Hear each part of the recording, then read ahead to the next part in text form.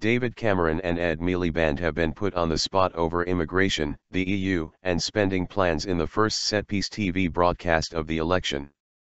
The PM said he had turned the economy around, while the Labour leader said he was tough enough to be PM.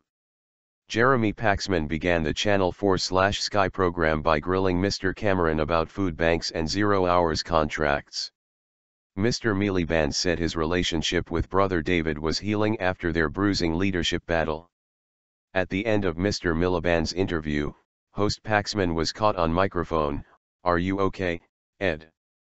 The program was not a direct debate between the two leaders. Rather, each man faced a separate interview with Channel 4's Paxman and also answered questions from a studio audience, moderated by Sky's Burley. Both parties claimed afterwards that their man did best, but an early ICM opinion poll for The Guardian suggested Mr Cameron shaded it, with 54% of the 1,123 viewers surveyed saying they thought the PM won.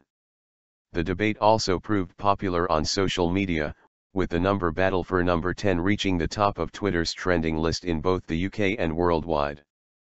Mr Cameron said he wanted an economy that does not just look good on the page, and said he could not live on an exclusive zero-hours contract, of the kind the coalition government has banned.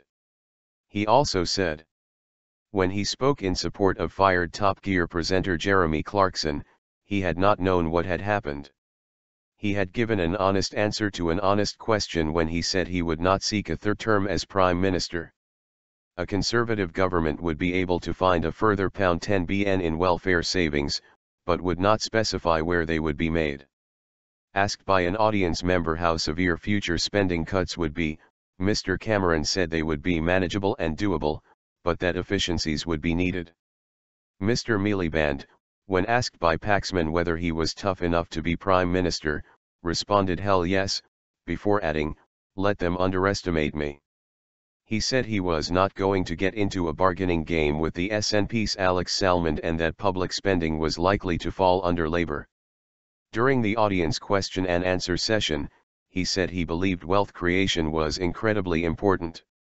Mr Miliband, who is set to officially launch Labour's campaign with a speech at London's Olympic Park on Friday, also said Labour had been wrong in the way it regulated the banks.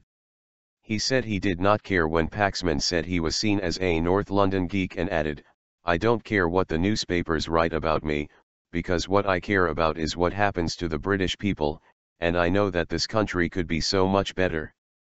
Meanwhile, in the spin room alongside the studio, party heavyweights and journalists watched the action before giving their version of events. Conservative Party Chairman Grant Shapps said the Prime Minister came across as the man with the plan.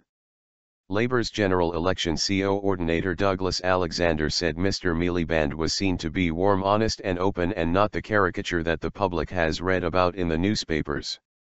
UKIP leader Nigel Farage, who also attended the event, thought Mr Miliband had shaded it, saying, taking policy out of it, on personality, for me, Miliband was ahead.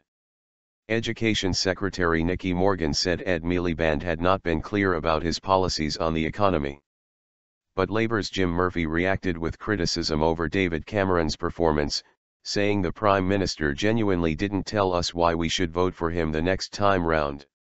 The programme, Cameron and Miliband Live, The Battle for Number 10, was the first of a series of television events agreed by the broadcasters and political parties following protracted negotiations.